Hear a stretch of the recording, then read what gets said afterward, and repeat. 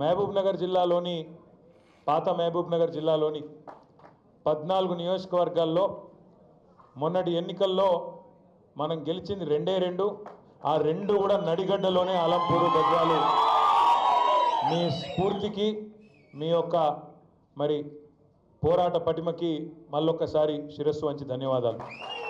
పెద్దలు గౌరవనీయులు మాజీ మంత్రివర్యులు ఈరోజు కాదు 25 ఏళ్లుగా కేసీఆర్ గారికి ఉమ్మడి పాలమూరు జిల్లాలో మరి ఒక సోదరుడిగా ఒక కుడిభుజంగా ముందుండి ఆనాటి నుండి ఈనాటి వరకు మరి పార్టీని నడిపిస్తున్న గౌరవ మాజీ మంత్రివర్యులు మాన్యులు శ్రీ సింగిరెడ్డి నిరంజన్ రెడ్డి గారికి, పెద్దలు గౌరవనీయులు మరొక మాజీ మంత్రివర్యులు ఆనాడు ఉద్యోగ సంఘాల నాయకుడిగా ఉండి ఆ తర్వాత ఉద్యమంలో గర్జించి తర్వాత పార్టీలో చేరి జిల్లాలో బలహీన వర్గాల తరపున ఒక బలమైన గొంతుకగా ఉన్న గౌరవనీయులు శ్రీ శ్రీనివాస్ గౌడ్ గారు, మాజీ మంత్రివర్యులు పేరులో చాలా ప్రశాంతత ఉంటుంది కానీ ఈరోజు గర్జించిన మా అన్న బాల్కొండ శాసనసభ్యులు మాజీ మంత్రివర్యులు అన్న శ్రీ ప్రశాంత్ రెడ్డి గారు, గౌరవనీయులు మొన్న జరిగిన పార్లమెంట్ ఎన్నికల్లో మీ అందరి ఆశీర్వాదంతో పరిస్థితులు ప్రతికూలంగా ఉన్నా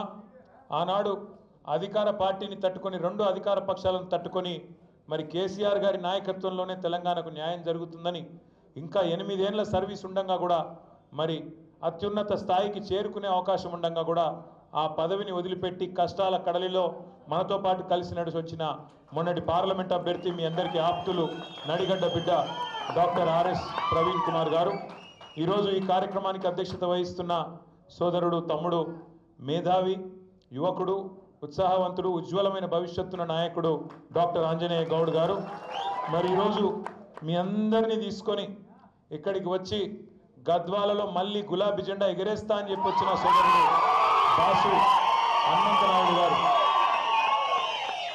కాదు అందరు అరే నువ్వు ఆగురాదు అందరేమో ఇక ఫలానా నా బాస్ అని చెప్పుకోవాలి, ఆయననేమో పేరులోనే బాస్ అని పెట్టుకొని కూర్చున్నాడు.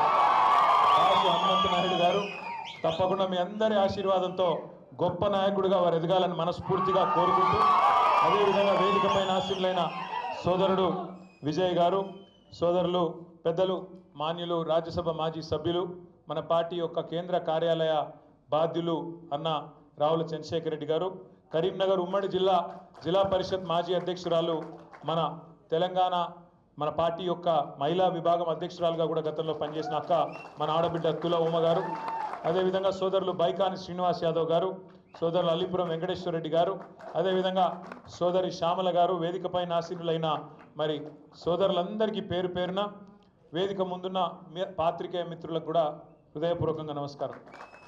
మీ ఆవేశము మీ ఉత్సాహం చూస్తూ ఉంటే తప్పకుండా తొందరలోనే గద్వాలలో మీ ఎమ్మెల్యే గారు పార్టీ మారి మోసం చేసిన దానికి ఉప ఎన్నిక రావాలి, మళ్ళీ ఖచ్చితంగా మన గులాబీ జెండా ఎగరాలి, ఖచ్చితంగా ఒక సామాన్య కార్యకర్తను పెట్టి ఒక నాయకుడిని పెట్టి తప్పకుండా అక్కడ గులాబీ జెండా మీరు ఎగరేస్తారనే నమ్మకం కూడా నాకు కలుగుతాను.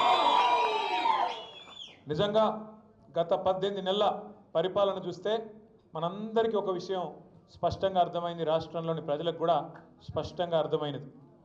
ఈ శతాబ్దపు అతిపెద్ద మోసం ఏదన్నా ఉంది అంటే కాంగ్రెస్ పార్టీ ఇచ్చిన అభయహస్తం అనే మేనిఫెస్టో. 420 హామీలు ఇచ్చి ఎవరికి ఏది కావాలంటే అది చేస్తామని చెప్పి అరిచేతిలో వైకుంఠం చూపెట్టి ఆకాశంలో ఉన్న స్వర్గాన్ని కూడా మీ కాడికి తీసుకొస్తాం, మీ ఇంటి ముంగట పెడతామని చెప్పి పచ్చి అబద్ధాలు చెప్పి జూటా మాటలు చెప్పి ఈ శతాబ్దపు అతిపెద్ద మోసాన్ని రాహుల్ గాంధీ వచ్చి, సోనియా గాంధీ వచ్చి, మల్లికార్జున్ ఖార్గే గారు వచ్చి, ప్రియాంక గాంధీ వచ్చి, సిద్ధరామయ్య వచ్చి, ఒకరు కాదు పెద్ద వాళ్ళందరూ వచ్చి రకరకాల డిక్లరేషన్లు రకరకాల మాటలు ఎన్ని పచ్చి అబద్ధాలు చెప్పి వాళ్ళ ప్రజలను మోసం చేసినారో ఒక్కసారి గుర్తు తెచ్చుకోమని చెప్పి నేను కోరుతా ఉన్నా.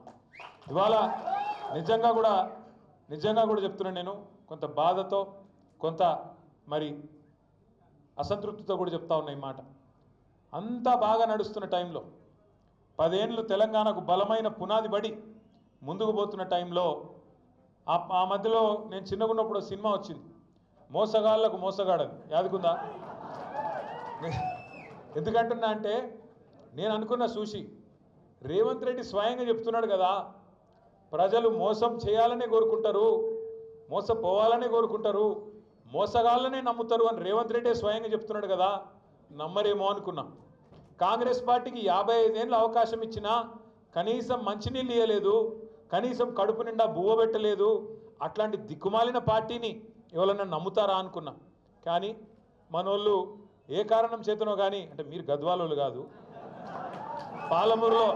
పాలమూరులో మిగతా నియోజకవర్గాల్లో మాత్రం నమ్మినరు, నమ్మి బొక్కబొరల పడ్డారు. ఈరోజు బాధపడుతున్నారు. ఇవాళ ఒక దగ్గర కాదు, ఎక్కడ పోయినా చెప్తున్నారు, ఎక్కడ పోయినా ఆపి పట్టి మరీ అడుగుతున్నారు, అన్నా ఎన్ని రోజులు చూడాలన్నా ఈ దరిద్రాన్ని, ఏదన్నా చూడరాదా ఉపాయం అంటున్నారు. ఇది వాస్తవం నేను చెప్పేది, మీ దగ్గర కూడా అంటూ ఉంటారు.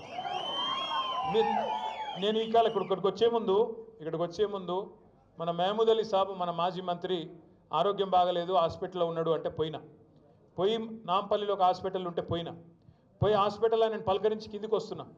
ఒక ముస్లిం లేడీ, ఒక పెద్ద మనిషి వచ్చి నా చేయి పట్టుకుంది. బిడ్డ ఆగాగు అంటే ఏందమ్మా అంటే మందిలో వచ్చింది, అడ్డం పడ్డది. ఆగు నువ్వు అక్కడ ఆగు అనే.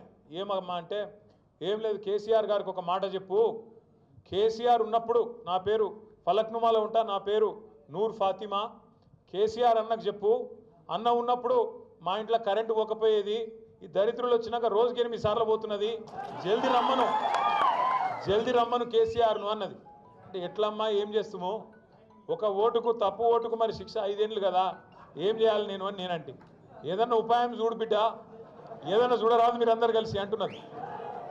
ఉపాయం ఏం లేదు, ఉపాయం ఒకటే, ఏ 10 మంది సన్నాసులైతే మన పార్టీ నుంచి పోయినరో ఆ 10 మంది సన్నాసులకు రేపటి రోజున ఉప ఎన్నికల్లో గద్వాలతో సహా కర్రు గాల్చి వాత పెట్టడమే ఉపాయం తప్ప వేరే ఏం లేదు. మీ అందరికీ నేను మాటిస్తా ఉన్నా, వీళ్ళు వాళ్ళు అని కాదు, మీ ఎమ్మెల్యే పేరు తీసుకునే అక్కర కూడా లేదు. ఎందుకంటే కుండ పగిలింది కానీ కుక్క బుద్ధి తెలిసింది అని ఎవడు మనోడో ఎవడు దుర్మార్గంగా మనతో నుండి వెన్నుపోటు పొడిచేటోడో మనకు అర్థమైంది. కాబట్టి అట్లాంటి వాళ్ళ పేర్లు తీసుకొని వాళ్ళను పెద్దోళ్ళని చేయాల్సిన అవసరం లేదు. ఆ 10 మందికి మీరు గట్టిగా అనుకుంటే గద్వాలలో పండబెట్టి తొక్కే శక్తి మీకు ఉందని నేనేదో ఆవేశంతో నీ మాట చెప్తలేను, బాధతోనే చెప్తా ఉన్నా. ఇన్ని చేసిన తర్వాత గద్వాలకి ఇప్పుడే పెద్దలు చెప్తున్నారు, గద్వాలకి ఏమేం చేసినారో కేసీఆర్. 1-2 ఆంజనేయ గౌడ్ చెప్తుంటే వింటా ఉన్నా నేను. ఒక మెడికల్ కాలేజ్, డిగ్రీ కాలేజ్ కావాలంటే, జూనియర్ కాలేజ్ కావాలంటే గతంలో గద్వాల తాలూకాలో పిల్లలు రోడ్డు ఎక్కంది, ధర్నా చేయింది, పట్టించుకునే నాదుడు లేదు. అట్లాంటిది మీరు అడగకుండానే, మీరెవ్వరూ అడగలేదు, దండం పెట్టలేదు, దరఖాస్తు చేయలేదు, మీ ఎమ్మెల్యే అడగలేదు, ఎవరు అడగలేదు. కేసీఆర్ గారే ఆలోచించి అయితే రాయచూరుకో లేదా కర్నూలుకో పోయే దుస్థితి మా నడిగడ్డ బిడ్డకి ఎందుకు ఉండాలని చెప్పి 600 పడకల ప్రభుత్వ ఆసుపత్రిని గద్వాలలో పెట్టింది కేసీఆర్ కాదా? గద్వాలను జిల్లా కేంద్రం చేసి మీరు మహబూబ్నగర్కు పోయే అవస్థ తప్పించి ఓ కలెక్టర్ను కలవాలనంటే, ఓ జిల్లా అధికారిని కలవాలనంటే 100 కిలోమీటర్ల అవతల మహబూబ్నగర్కు పోయేదేంది?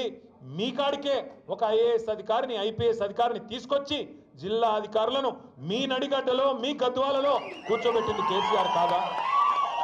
ఎన్ని మారినాయి నాకు గుర్తుంది. సరిగ్గా 4-4.5 ఏళ్ల కిందట అనుకుంటా, ఒకరోజు గద్వాలలో, ఆ రోజు మేమందరం వచ్చినాం మంత్రులుగా, ఏదో అధికారిక కార్యక్రమానికి పోతుంటే తోవలో ఒక పత్తి చేను కనబడ్డది. వ్యవసాయ మంత్రిగా ఆనాడు పెద్దలు, ఎక్కడ ఏ మండలం అది, దరూరు మండలం, చిన్నపాడు గ్రామం. ఆ గ్రామానికి ఆ రోజు వ్యవసాయ మంత్రిగా నిరంజన్ రెడ్డి గారు, నేను అందరం ఏదో ప్రోగ్రాం మీద వచ్చినాం. పోతుంటే ఆడ పత్తి చేనులా చాలామంది కూలీలు కనబడ్డారు, రైతులు కనబడితే పలకరిద్దామని పోయి ఆడ కింద చాలా మంది లేడీస్ ఉండే, పలకరిద్దామని పోయినాం. చిన్నంపాడు గ్రామం, దరూరు మండలం. పోతే నాకు ఇంకా కూడా గుర్తున్నది ఆ సందర్భం. ఎందుకంటే పాలమూరు అంటేనే వలసల జిల్లా, పాలమూరు అంటేనే ప్రతి సంవత్సరం బతుకుదెరువు లేక, నీళ్లు లేక, కష్టపడే మనుషులున్నా, నీళ్ళిచ్చే సంస్కారం ఉన్న ప్రభుత్వాలు లేక, పట్టించుకునే నాయకులు లేక వలసలు పోయిన జిల్లా, వెతలుబడ్డ జిల్లా పాలమూరు. సంవత్సరానికి 14 లక్షల మంది బతుకుదెరువు కోసం వలసపోయిన జిల్లా పాలమూరు. అట్లాంటి వలసల జిల్లాలో మేము ఆడబోయి ఆ రైతు కూలీలందరి దగ్గర పోయి అమ్మ బాగున్నారా అని పలకరిస్తుంది. బాగున్నామా నాన్ని, ఎక్కడ ఏ ఊరమ్మా మీది అంటే నేను అనుకున్నా అయితే అలంపూర్ తాలూకోలో అయింటారు, లేకపోతే గద్వాల తాలూకోలో అయింటారు అనుకున్నా. వాళ్ళు చెప్తలేరు మాకు, ఏ ముస్మిస్ నవ్వులు నవ్వుతున్నారు చెప్తలేరు మాకు. మేము పోయి అడిగితే ఇదేమబ్బా వీళ్ళు సిగ్గుపడుతున్నారని చెప్పి ఎక్కడమ్మా మీ ఊరు అని 2-3 సార్లు అడిగితే అలా నాకు నిజంగా ఆశ్చర్యం అనిపించింది, సంతోషం కూడా అనిపించింది.